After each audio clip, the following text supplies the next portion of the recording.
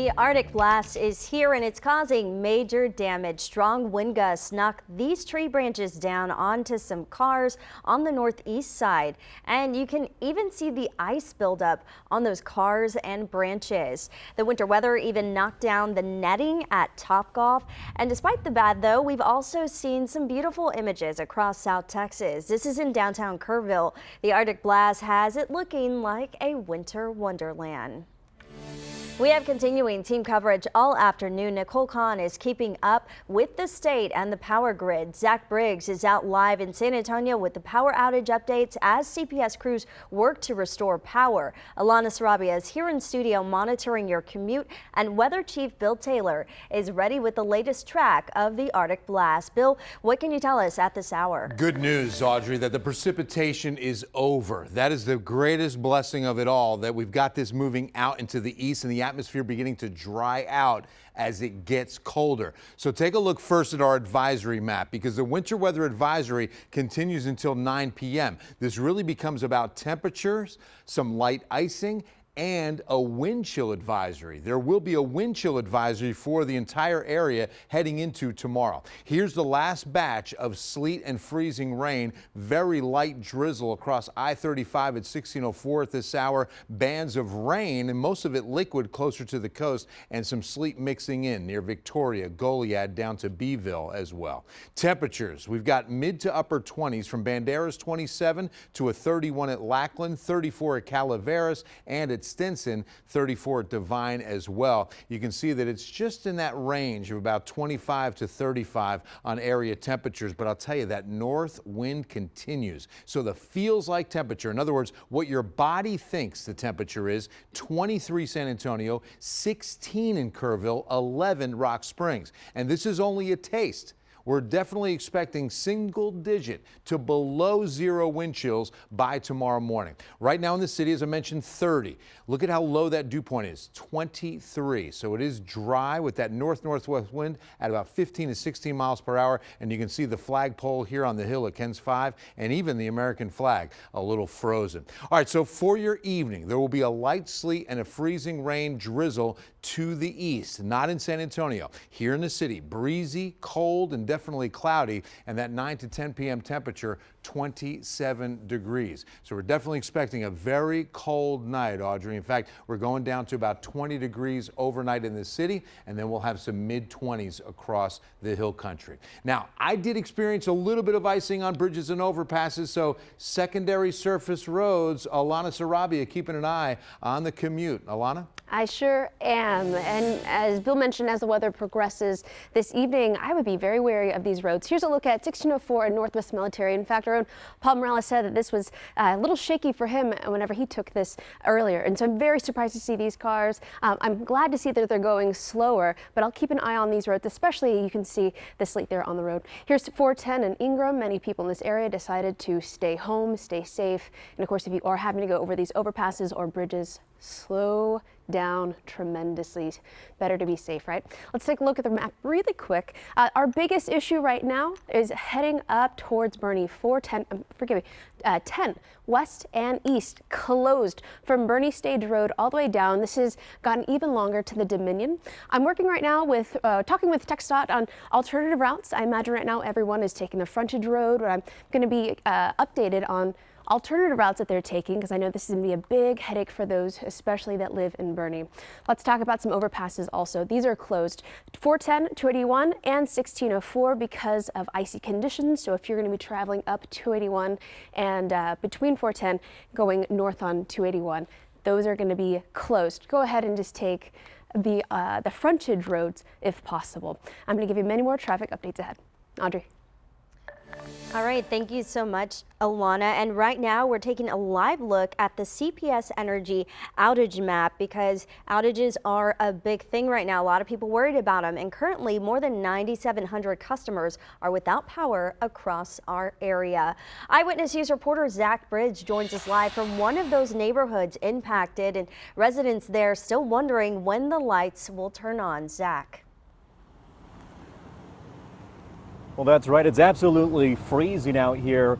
And many of the homes here in the Delview area neighborhood on the north side have been without power since very early this morning, and residents telling me they're absolutely fed up. Now, earlier today, I caught up with Carlos Correa, who's been working remotely while at the same time trying to keep his family and pets warm. Correa has been left in the dark since 6 a.m. He's had poor luck getting a hold of CPS Energy to learn what's been going on and when the power is expected to be restored. CPS Energy says strong winds are to blame for disrupting power lines throughout San Antonio and surrounding communities. Officials stressing the outages are not power grid related. They're working as fast as they can while being cautious to ensure customers get their electricity back. But Correa, he's just one of among thousands bearing the brunt of this latest Arctic blast, and he's not too happy with CPS Energy. Obviously, they need to understand that this is going to happen more often than less, so they need to have a better plan in place. You know, we're having to charge our mobile phones in the cars, we're having to go and warm up in our vehicles.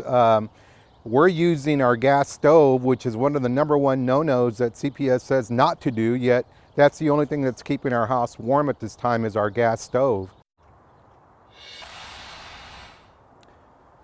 Now, while I haven't seen CPS Energy crews in this area particularly, there has been progress made since some of the homes, maybe you can't see them behind me, but there are Christmas lights still up and they are activated. They are on, so it is apparent that CPS Energy crews are doing their job, but many are still left in the dark. For now, we're live on the north side. Zach Briggs, KENS 5, Eyewitness News.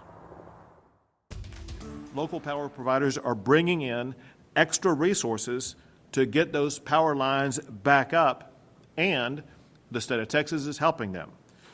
There are more than 10,000 linemen already working for power transmission companies to assist with power lines that are not working.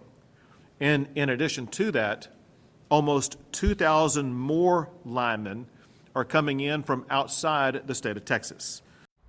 Help is on the way, but the big question is, will this Arctic blast with the power grid continue to function? So far, we've seen some local outages, which are expected in any storm, but the power grid overall is stable. KENS 5 consumer reporter Nicole Kahn has been monitoring the grid all day. Nicole. I sure have, and the predictions from many power experts I spoke to today are the power grid is going to make it through this Arctic blast, and mostly we will have power. Now, I know some of you are without electricity, but those outages should be short. They are local. They are not a power grid issue. But we're not out of the clear, not just yet. The biggest challenge for the power grid, it's still to come. I think the real test is going to come tomorrow morning around 8 o'clock when demand is going to be pretty high. And in fact, it puts it really close to our all-time summer peak from back in 2019. So it's going to be an interesting Friday morning. It sure is. But here's a look now at ERCOT's supply and demand graph. Demand is the blue line, and the power available is the purple line. And when those lines cross, then that's when there's an issue that there may not be enough power. But you can see the supply right now is higher than demand throughout the day.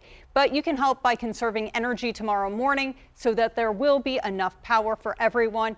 Try to make sure you turn off all your lights and maybe wait to do that load of laundry until the evening.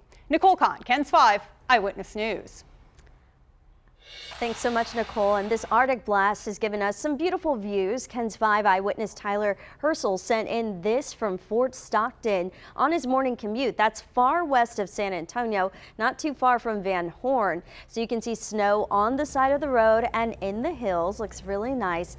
Check out the view in downtown Austin. The pictures were taken by Emily Granco from our sister station. And check out this bridge in Dallas. You can see snow falling on I-35 West going towards Fort Worth. Rebecca Lopez from our sister station there posted the video on Twitter. A winter storm warning is in effect for all of North Texas. And although those images may look pretty, it's important to stay safe if you're planning on driving anywhere. For those of you who were planning on flying, you might have to change your plans. Eyewitness News reporter Victoria De Leon is live at the San Antonio International Airport gathering the latest developments on cancellations. Victoria. Hey Audrey, well the good news is that at this point there are no plans to completely shut down the airport. All runways are still open and airport officials are working with different airlines and airports across the country as they monitor the weather conditions together. They do say though that they have been preparing for this icy weather all week long, and they do expect some more delays and cancellations to happen within the next at least 24 hours. And they are stressing that people will check the status of their flight through the airline they booked with, and they want you to do that before heading to the airport. Now there are crews on the ground treating runways, de-icing planes, and checking the friction every 15 to 20 minutes. That's what we're told. Airport officials say they're prepared to handle this weather for as long as it lasts. As we put together our proactive plans for the weather and we're prepared for irregular operations, this is something we're ready for all the time. From our standpoint, we never close. It's 24/7, 365 here, and that's the focus we have. Now I can also add that road conditions outside of the airport nearby have improved a little since it stopped raining. You might still want to take it a little slow. Inside the airport, as you can imagine, there is a lot of frustration and a lot of really stressed out folks, but you'll hear more from them at 5 and 6 p.m. We'll be right back after a short break.